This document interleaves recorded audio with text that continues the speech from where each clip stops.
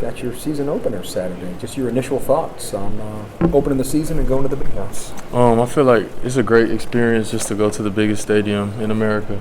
As always, you just hear about historic moments there at that stadium. But at the end of the day, it's just another football game once you step inside the white lines, and we've got a job to do. So we're trying to complete that mission. You've played in a few big stadiums before you came to ECU. Yes, ma'am. Which one was the most memorable to you so far? I think playing at Tennessee at Neyland, I remember they scored the first touchdown on us. I was like, I've never heard a crowd this loud before, just because the way, like, I guess it's set up, it's so steep where, like, the sound just echoes.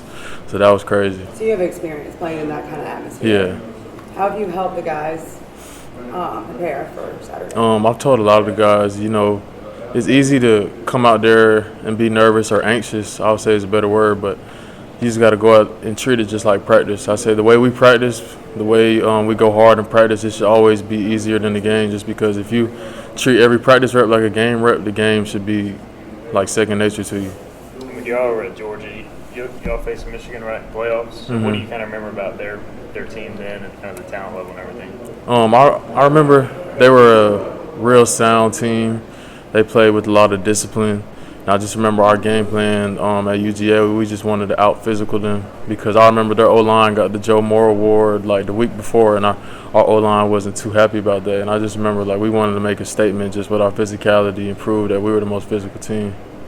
We talked to Isaiah Winstead last year, and he has some personal goals for himself. Do you have any personal goals this year coming into the 2023 campaign? I mean, of course I've got personal goals. I want to say just like over 1,000 yards. I want to be first team all conference, but at the end of the day, I'm not too worried about that. I want to win the conference as a team, because I know once you win the conference, everybody gets accolades and everybody, like, they get recognition.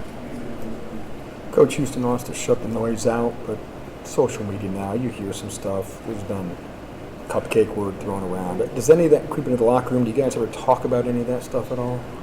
Yeah, I'd be lying if I said we didn't talk about it. We all saw that clip, and I mean, it's kind of like nothing new. I feel like the national media, they've always slept on ECU, so I mean, it doesn't change anything. That chip on our shoulder is always going to be there regardless if we're the favorite or the underdog. As a guy who came from Georgia, obviously a great program, but you come to ECU, you kind of see the talent here. Do you feel like teams like ECU definitely do get overlooked in that landscape, maybe don't get the recognition they deserve? Yeah, definitely.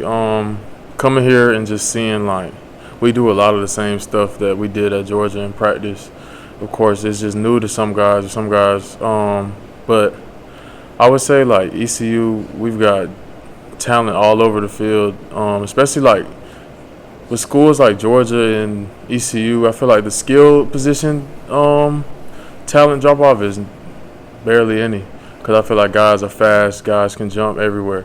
I feel like it's just like probably like O-line, D-line, it's just size difference, and that's really the only difference, I would say.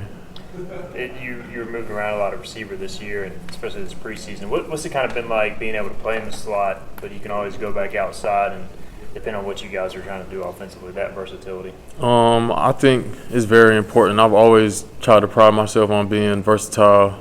I could play any position on the field, I like to say. So going from the slot to the outside is not any difference. I really don't care where I line up. Wherever coach needs me, like, I feel like I can produce at that spot. You talked about playing in big stadiums. How do you help the guys this week get ready for a top 2 opponent in the country? I mean, obviously at Georgia you saw some of that, and how do you help the guys not get stuck? I would say, like, our biggest thing I've been telling the guys is we've got to be together. Like, games like this, we've all got to have the same mindset. So it's like, whether it's us going out to eat during the week, us staying out, having players-only meetings, like, we've really just got to hone in and, like, have the same, like, militant mindset. So it's kind of like the game plan for the game. You got to have that mentally. Like, we've all got to be on the same page and trying to accomplish the same mission. Awesome. Awesome. Appreciate it. Appreciate it. Appreciate y'all.